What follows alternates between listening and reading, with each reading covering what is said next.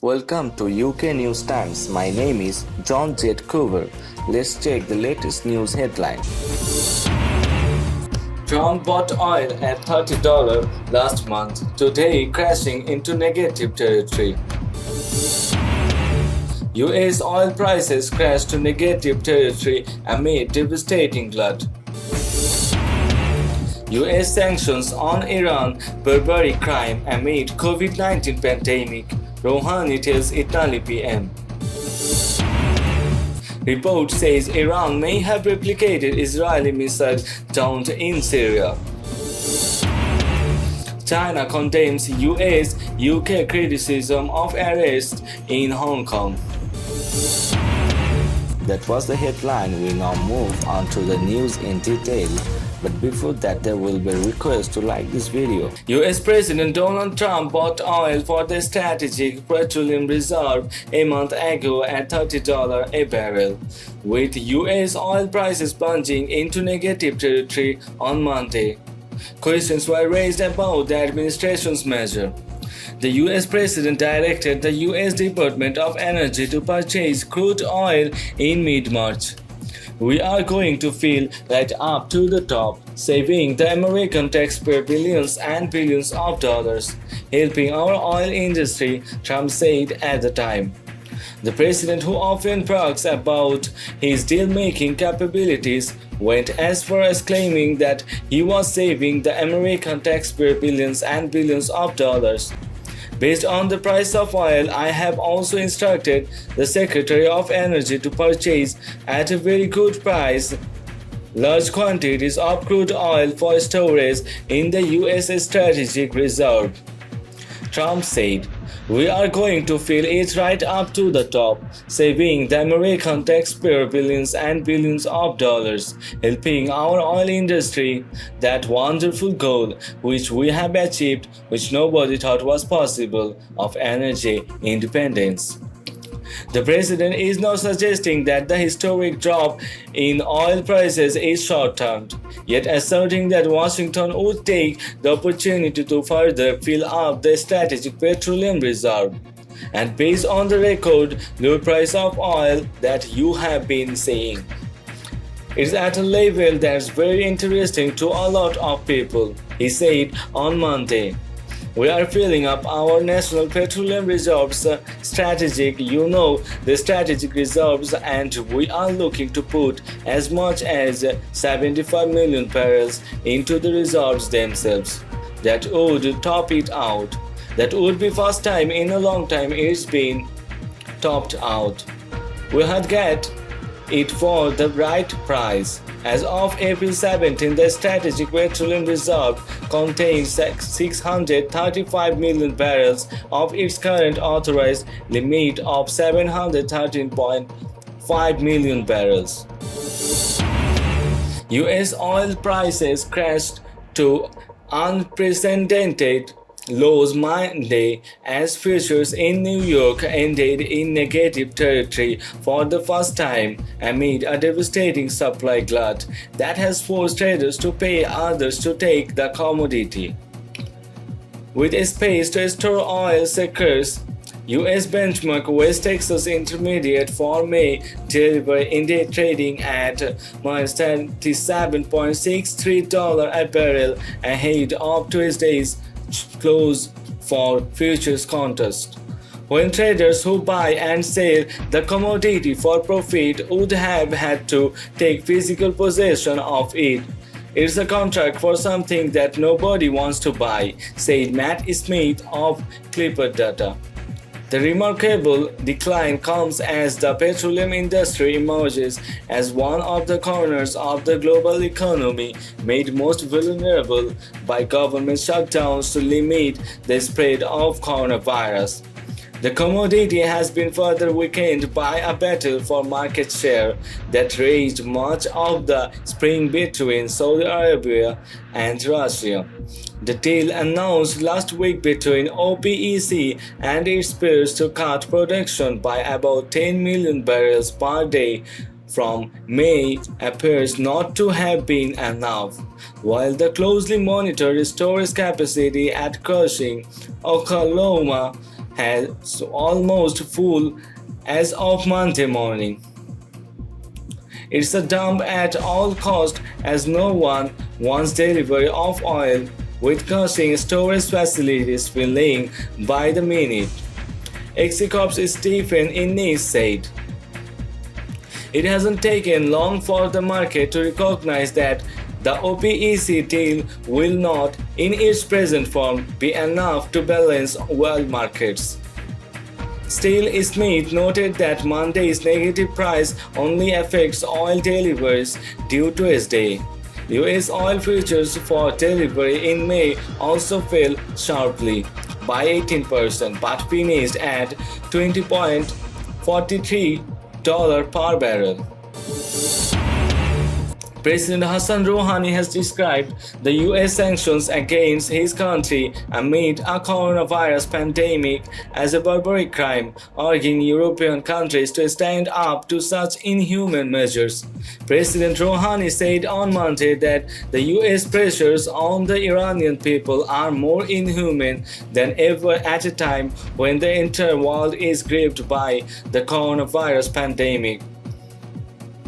The continuation of such inhuman measures is a brutal crime against a great nation and against all human principles and international regulations. The Iranian president said in a phone conversation with Italian Prime Minister Giuseppe Conte.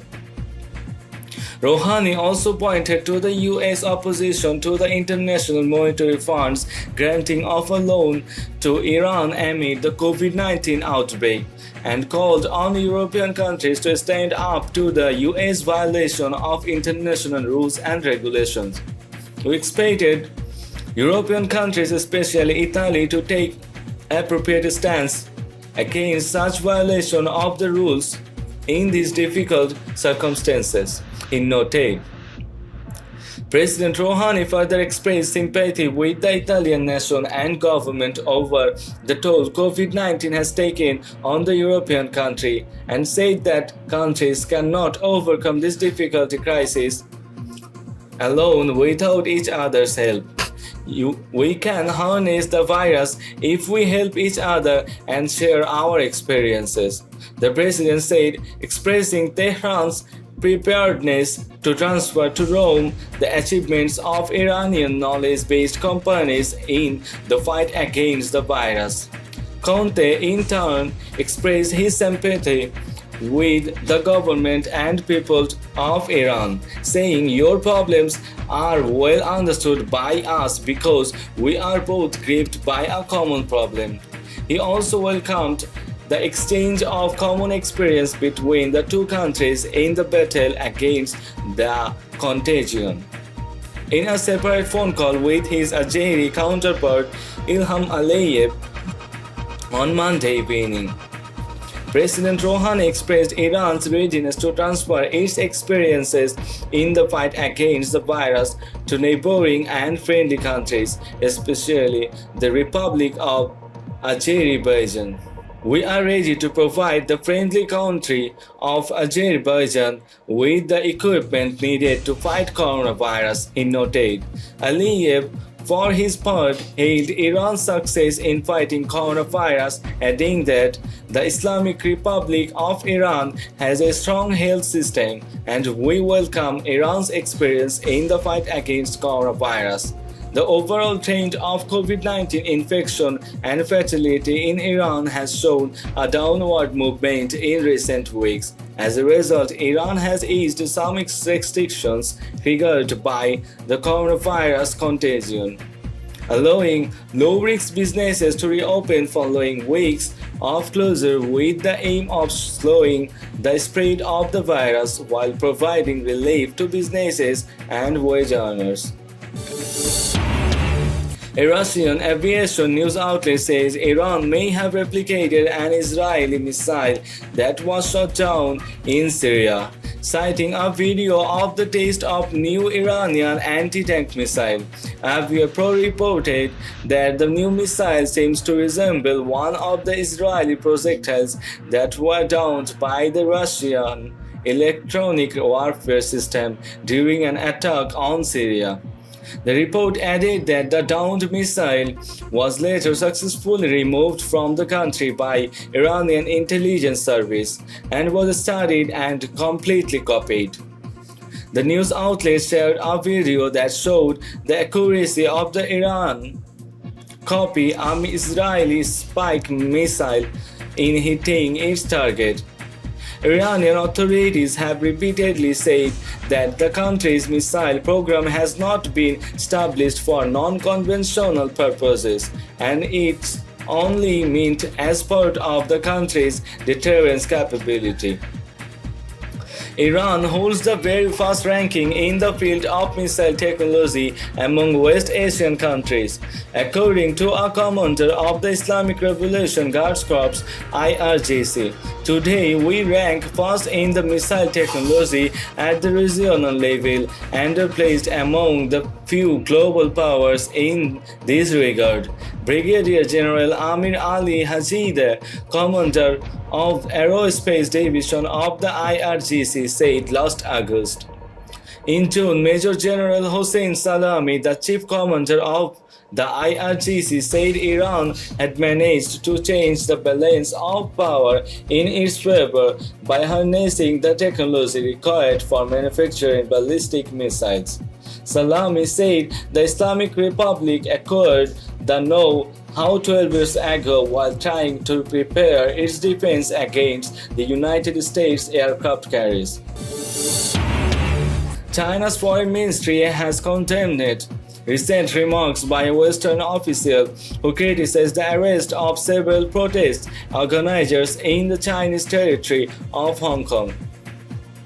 According to Press TV, the ministry's spokesman Geng Shuang said on Monday that China and its territories, including Hong Kong, were ruled by law. Hong Kong is a society governed by the rule of law and relevant parties must respect this, Zheng told reporters during a daily briefing in Beijing. Last week, police in Hong Kong arrested more than a dozen organizers of violent anti-government rallies in Hong Kong last year. Police said all of those arrested would appear in court in midday. The arrests came after a period of relative calm amid a partial coronavirus lockdown that put a cap on months of anti-government demonstrations and violent rallies in Hong Kong. U.S. Secretary of State Mike Pompeo condemned the arrest on Saturday, calling the individuals detained pro-democracy advocates. Beijing and its representatives in Hong Kong continue to take action inconsistent with commitments made under the Sino-British Joint Declaration that include transparency, the rule of law, and guarantees that Hong Kong will continue to enjoy a high degree of autonomy. Pompeo said, Hong Kong has been governed under a one-country, two-system model since the city, a former British colony, was returned to China in 1997. The city had been rocked by turbulent protests since June last year, when the government of the semi-autonomous territory proposed a bill that would have reformed the city's extradition law. The bill was later withdrawn, but protests continued and took on violent forms. The Chinese government says the United States and Britain fanned the flames of the unrest in Hong Kong by supporting the rioters. More than 7,000 people have been taken into custody for their involvement in the protests since June last year, with many having been charged with rioting, which carries a maximum sentence of 10 years in prisons. Following the newer arrest, a British Foreign Office representative also said the UK expected any arrests and trials to be conducted in a fair and transparent manner.